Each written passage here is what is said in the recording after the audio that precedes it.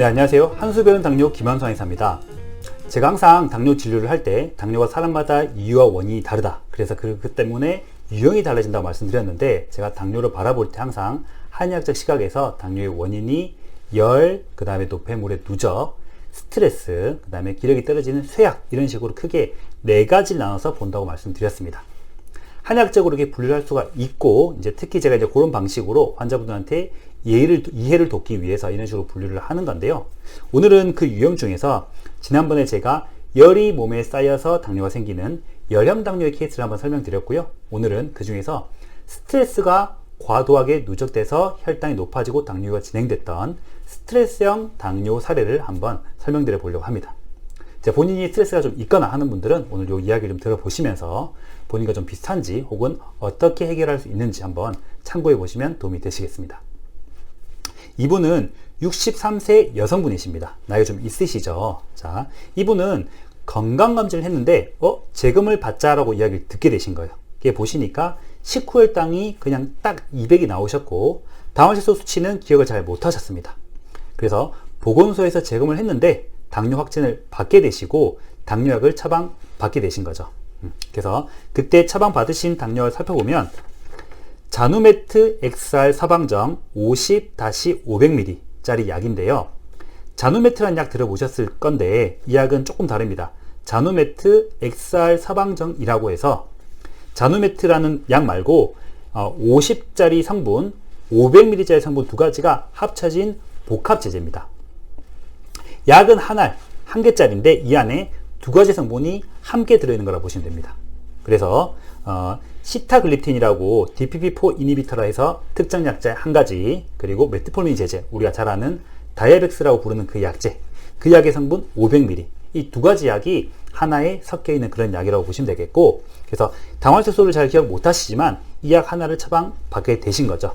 그래서 환자분이 약을 한 개만 먹고 있다라고 말씀하셨는데 자세히 들여다보니까 약이 두 가지 정도 해당하는 거를 복합해서 드시고 있는 그런 상태셨습니다. 그래서 다행히 어떻게 보면은 약을 드시고 한 달이 채 안 돼서 한의원을 내원하시게 됐습니다. 그래서 한의원 내원하실 당시에 이제 몸을 보시니까 당화질소가 당시 기준으로는 7.7% 정도 나오셨습니다. 그리고 내원한 날 그 식후 3시간 정도 혈당이 119 정도 나오셨었고요. 이걸 기준으로 이제 몸 상태를 파악을 해볼 수 있게 되었는데요. 자, 이분의 몸 상태를 파악해서 왜 당뇨가 왔는지를 이제 차근차근 살펴봤는데, 일단 이분은 최초에 타고난 몸 자체가 소위 약간 좀 예민한 그런 스타일이셨습니다. 이제 우리가 주변 분들이나 사람들 중에서도 유독 좀 약간 쉽게 날이 서거나 예민한 분들이 있고, 그 반대로 또 굉장히 좀 이제 그러니까 물에 물 탄 듯 이런 식 이제 그 부드러운 분들이 있는데, 이분은 좀 항상 갖고 있는 것들이 예민한 성향을 베이스로 깔고 있는, 소위 말하는 천성이 이제 그쪽을 좀 갖고 있는 그런 몸이셨던 거죠. 그래서 진맥이라든지 복진 몇 가지 한의학적인 진찰을 통해서 그 부분이 타고날 때부터 갖고 있었다라고 제가 판단할 수가 있었고, 소화 쪽의 문제, 위장의 문제, 우리가 말하는 내장 비만 이런 것들은 사실 없다고 보셔도 무방한 그런 몸 상태셨습니다. 그런 부분이신데 이분이 이제 특별한 증상은 아니었고 일상에서 엄청나게 충격받는 일이 꽝 하고 터진 게 아니라 매사에 꾸준히 스트레스가 좀 있으셨던 거죠. 그게 누적이 쭉쭉 되셨습니다. 그러니까 한 번에 확이 아니라 스트레스가 서서히 쌓이는데, 자, 우리가 스트레스를 받을 때 어떤 사람들은 스트레스를 받을 때마다 바로 화를 내서 푸는 분들이 있고, 어떤 분들은 그거를 꾹꾹 참으면서 눌러 담는 사람들이 있고요. 어떤 사람들은 이거를 굉장히 우울하게 빠지거나 혼자 고민이 많아진 패턴이 있습니다. 한약에서는 그 성향과 상황에 따라서 실제로 몸에 어떤 장기, 어떤 부위에 영향을 미친다라고 나누어져 있는데요. 이분 같은 경우는 한 7년 전쯤에 친구분의 어떤 관련된 문제로, 제가 자세히 못 여쭤봤지만 좀 크게 스트레스 받는 것들이 있으셨습니다. 그러니까 평생 동안 꾸준히 받는 게 좀 있으시다가 한 7년 전쯤에 그게 좀 크게 확 오르셨고, 그때 이 이후로 열이 얼굴로 훅 뜨는 것들이라든지 이런 것처럼 몸의 증상이 조금씩 심해졌던 그런 몸 상태셨습니다. 그래서 베이스 몸은 우리가 말한 것처럼 막 살이 쪘다거나 뚱뚱하다 이런 몸도 아니셨습니다. 자, 그리고 이분의 평소 관리는 원래도 당뇨 진단과 그 상관없이 원래도 항상 현미밥, 잡곡밥을 3끼 정도 드셨고, 그리고 운동을 수영을 매일 40분씩 하시는 그런 분이었어요. 그럼 이런 분이 당뇨가 걸린다고 하니까 말이 안 되는 거죠. 이렇게 관리 잘 해주셨는데. 그래서 소위 말하는 살도 안 쪘고 항상 식사도 잘 챙겨 드시고 뭐 나쁜 것도 많이 안 드시고 운동도 꾸준히 하시는 분이었는데, 이분은 그런 노폐물이 쌓인 거나 막 체지방이나 내장 지방의 증가한 문제가 전혀 아니라 스트레스를 꾸준히 받고 그게 특정 시점에서 어느 정도 이상으로 넘어가고 그게 몸에 증상까지 생기면서 당뇨가 진행된 그런 케이스셨습니다. 그래서 한의원에 내원할 당시에는 입마름도 좀 있으셨고, 그 다음에 아까 스트레스 받았을 때 얼굴로 열이 훅 올라오는 상열감의 증상도 있으셨고요. 자, 그 다음에 특징적인 게 이분이 입 안에 구강 내의 열감이 굉장히 심하셨습니다. 그래서 입도 마르게 되고, 환자분의 본인 말씀으로는, 본인 말을 빌리자면은 구취, 이 냄새가 너무 많이 난다 라고 이제 표현을 하셨습니다. 그래서 그런 부분들을 증상을 주로 갖고 있었는데, 그러면 왜 이분이 이런 증상이 생겼는가를 역으로 추적해 보면, 이분이 기본적으로 스트레스 쌓이면서 간 쪽에 울화가 생겼습니다. 아까 스트레스를 받아도 화를 내거나 혹은 그걸 참는 분이 있다고 그러셨는데, 이분은 한 반 이상은 참으셨어요.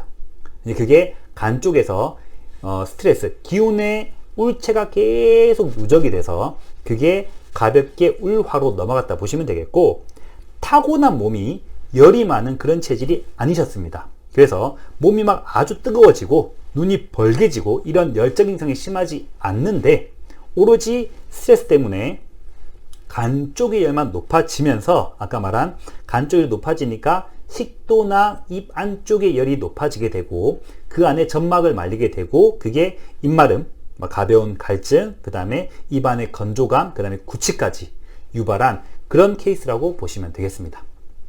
다행히 이분이 수면에 대한 것들이 깨져서 수면 장애가 있다거나 이런 것들은 또 괜찮으셨어요.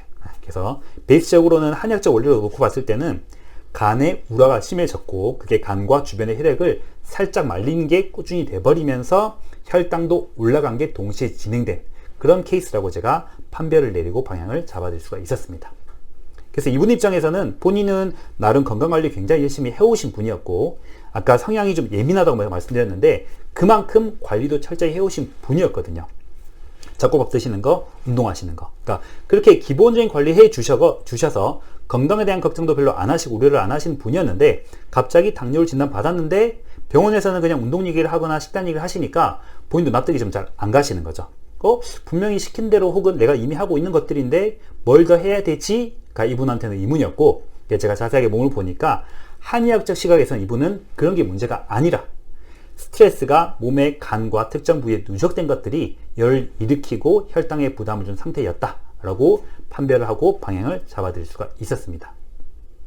자, 그래서 이분의 당뇨를 제가 결론 짓기로는 왜 이분이 당뇨가 왔을까라고 묻는다면 제 대답은 기본적으로 스트레스가 많이 누적돼서 그 부분들이 몸의 혈당을 올리는 가장 큰 원인 인자가 됐었고, 그 다음에 스트레스가 일부의 열도 좀 만들었습니다. 그래서 당뇨가 왜 만들었냐 하면은 80%는 스트레스, 그리고 한 20% 정도는 열, 이렇게 이제 평가를 할 수 있었고, 그래서 분류상으로는 제가 스트레스형 당뇨다라고 말씀드릴 수가 있었습니다. 이분이 스트레스를 안 받으면 이 부분이 조금이나마 개선이 되겠죠. 그래서 스트레스를 더 이상 안 받으면은 더 이상 쌓이지는 않을 거니까 몸이 악화는 안 될 겁니다. 하지만 중요한 건 이미 받아서 몸에 누적이 된, 제가 아까 간의 울화라고 표현했는데, 몸에 누적이 된 스트레스를 안 풀어내면 더 이상 받지 않더라도 누적된 게 남아 있으니까 이게 계속 문제를 일으키는 거죠. 그래서 이거를 풀기 위한 치료를 한약적으로 시행한다고 보시면 되겠습니다. 그래서 이분 제가 침치료나 한약 치료의 가장 큰 핵심은 간의 열을 풀어주자 였습니다. 자, 근데 똑같은 간의 열이라도 간의 열이 스트레스 때문에 생긴 거랑 몸에 열이 많아서 간의 열이 높아진 거랑은 치료 방향이 한방적으로는 완전히 다릅니다. 우리가 예를 들면 밀크시슬 같은 거 간에 좋다라고 우리가 표현하는데, 한약적으로는 간에 좋다는 개념이 간의 열을 낮춰주는 건지, 간이 힘이 없는 걸 보강해 주는 건지, 간에 막힌 걸 뚫어주는 건지, 간이 힘이 없어서 허리를 뜨는 것을 잡아주는 건지 라고 해서 굉장히 구체적으로 나눠집니다. 그래서 똑같이 나는 간이 문제야 라고 말해도 그게 정확히 간에 어떤 문제인지를 따지는 게 한방적으로 굉장히 중요하고, 그래서 제가 한약도 항상 보름씩만 드리고, 보름 드리고 몸 바꾼 거를 진맥과 소형검사 같은 검사를 통해서 체크를 하고, 또 그 다음 단계 약을 단계적으로 들 수가 있는 것이죠. 그래서 이분은 기본적으로 여러 단계가 있지만은 큰 틀로 봤을 때는 간에 우울체된 열, 이 열이 스트레스로 인한 이 열이 계속 몸에 미치는 영향을 풀어주고 꺼주자가 이제 한약 처방과 침 처방의 전체적인 방향이었습니다. 그래서 간 쪽에 열을 식혀주는 처방을 쓰고 그 처방 때문에 또 간의 열을 줄이면서 혹은 위장이나 장 쪽도 차갑게 만들까봐 이 부분은 커버해준 약을 같이 쓰는 거죠. 그리고 아까 말씀하셨던 입마름이나 구내의 열감, 구취 같은 걸 잡아줄 수 있게 식도나 위장 쪽을 커버해주는 한약을 같이 붙여가지고 당뇨도 잡으면서 다른 증상들도 같이 안정화시킬 수 있는 처방을 드릴 수가 있었습니다. 그래서 큰 틀은 이렇게 처방을 가져갔다 보시면 되겠고, 자, 생활 관리적인 부분인데요. 자, 이분이 식사량을 줄여야 되느냐? 당연히 아니겠죠. 많이 먹어서 당뇨 온 게 아니시니까. 그럼 운동을 세게 해야 되냐? 아닙니다. 이분은 살을 빼야 되는 게 아니었거든요. 자, 그래서 이분은 운동을 세게 하거나 식사량을 줄일 게 아니라 제가 티칭드렸던 부분들은 기본적으로 센 운동을 통해서 살을 빼자가 아니라 그냥 산책, 기분 좋은 운동, 기분 전환을 통해서 좀 답답한 거를 날리자, 막힌 거를 좀 풀자, 이런 개념을 설명을 드렸습니다. 그래서 평소에 좋아하시는 취미 활동, 좋아하시는 운동, 좋아하시는 어떤 이런 것들을 좀 하라고 말씀을 드리게 됐고, 그 부분 중에서 이분의 체력에 크게 무리를 안 주면서 이걸 풀어줄 수 있는 것들을 몇 가지를 잡아드릴 수가 있었고요. 음식에 대한 부분들은 지나치게 혈당 부담을 주는 것들만 좀 조정하고, 나머지는 너무 음식 자체에 스트레스를 받지 마시라고 오래 제가 말씀을 드렸습니다. 성향이 원래도 예민하시다 그랬잖아요, 그죠? 그래서 뭘 하나 드실 때마다 나 당뇨인데 이거 먹고 혈당이 올라가면 어떡하지? 라는 걱정이 사실은 오히려 몸의 긴장도나 또 이 열감을 올릴 수 있기 때문에 제가 차라리 그런 걱정 너무 하지 마시고 제가 한약으로 많은 부분을 커버해 드릴 테니까 음식의 스트레스 너무 받지 마세요 라고 말씀드린 그런 케이스였다고 보시면 되겠습니다. 최초에 오셨을 때 이분은 혈당 수치가 7.7 덩할 수가 있으셨고 요당은 처음부터 정상이셨습니다. 소변검사상에서 보이는 문제가 없으셨어요. 그래서 혈당이 아무리 높지만 요당이 정상인 경우도 많이 있는데 이분 같은 경우는 그런 부분이 문제가 없으셨고 처음에 빌리루빈이 조금 나오는 정도셔서 사실 크게 무리는 없으셨습니다. 다음에 또 혈당 자체가 아무리 높다고 요당이 무조건 많이 나온 건 아니고 혈당이 낮다고 요당이 안 나온 건 아닌데 또 다음에 기회가 되면 그것도 설명드리는 시간을 가져보도록 하고요. 기본적으로 이분은 소변검사상에 문제가 없었기 때문에 이쪽은 깔끔했고요. 최초에 말씀드린 증상들인데 처음에 진료를 시작하고 첫 보름 후에 다시 체크를 했는데 그때 이제 갈증과 입마름 같은 것들이 많이 빠졌었고 눈 쪽에 침침함과 피로는 좀 남아 있었습니다. 그리고 대변 쪽이나 이런 것들이 조금 남아있는 게 있었고요. 그리고 그 다음 치료를 하면서 아까 말씀하신 입마름이나 구취 이런 증상들은 완전히 빠졌습니다. 없어졌고 그 다음에 가벼운 공복감 좀 있고 대변 조금 더 회복하고 이런 부분들, 그리고 눈 쪽도 그 전보다 회복하고 본래 증상도 심하지 않으셨는데 차근차근 증상들이 빠지는 상황들이 만들 수 있었고, 최초에는 소변을 자주 보시는 거 주무시다 보러 간 게 있었는데 그것도 소실되고 상열감, 열이 뜨는 것도 없어질 수가 있었습니다. 예, 증상에서는 크게는 그런 요소들이 있었고요.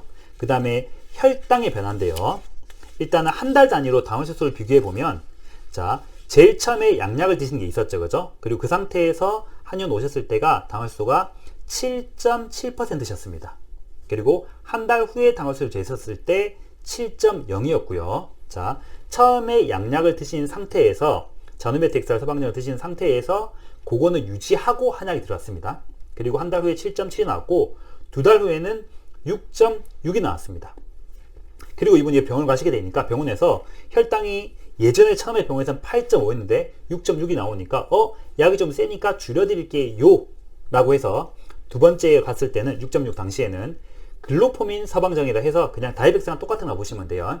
그래서 그 500ml짜리를 받게 되셨는데 처음에 자누메트 XR 서방정에서 50ml를 차지하는 시타글라틴 성분이 빠진 그냥 다이백스 500ml로 바꾸셨다고 보시면 돼요. 그래서 약이 이제 줄어들게 된 거죠. 양약이. 그리고 또 한약 치료는 이어갔습니다. 그래서 그 다음 달이 됐을 때는 약을 줄였음에도 불구하고 6.6에서 6.3까지 또 잘 떨어졌고요.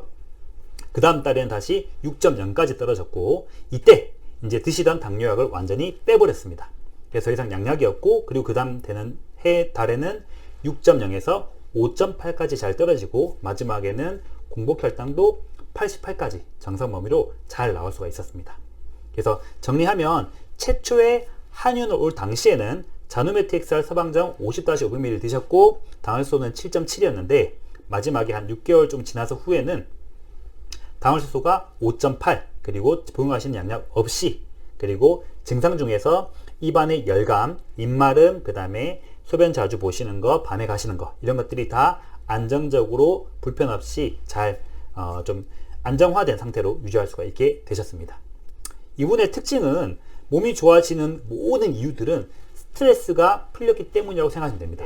기본적으로 치료나 관리 핵심은 이미 몸에 쌓인 스트레스를 얼마나 잘 풀어내 주느냐 혹은 또 얼마나 잘 안 받느냐 받는 걸 얼마나 바로바로 풀어내냐에 대한 부분인데 요거는 개인마다 제가 알려드리는 방식이 꽤 다른데 이분은 그걸 좀 잘 따라와 주셨고 치료도 잘 됐고 본인도 관리를 잘 해주셔가지고 좋은 결과를 빨리 만들 수 있는 그런 분이었습니다.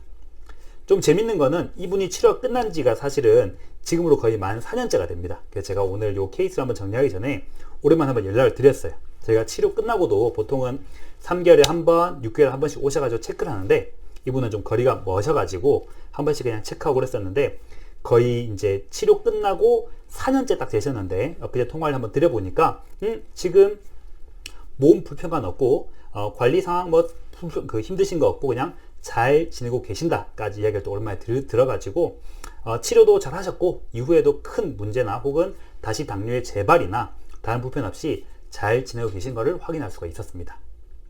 자, 이분처럼 사람의 몸에는 살이 찌거나 뚱뚱한 것 말고도 스트레스만 갖고도 실제로 당뇨가 된 케이스가 실제로는 굉장히 많습니다. 우리가 많이 놓쳐져서 그렇지.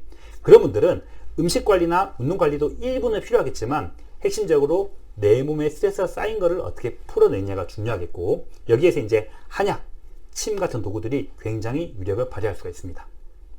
자, 그래서 이런 식으로 당뇨가 생겼는데 뭔가 음식이나 운동의 문제가 아니라고 한다면 이런 스트레스 그리고 제가 또 다음번에 설명드릴 뭐 쇠약이나 기력이 빠지는 부분들처럼 다른 이유들도 한번 잘 고민해 보시고 본인과 비슷한 사례가 있으면은 잘 참고하셔서 내 몸에 딱 맞게 좀 관리나 치료법을 찾아가시기를 당부드리겠습니다. 감사합니다.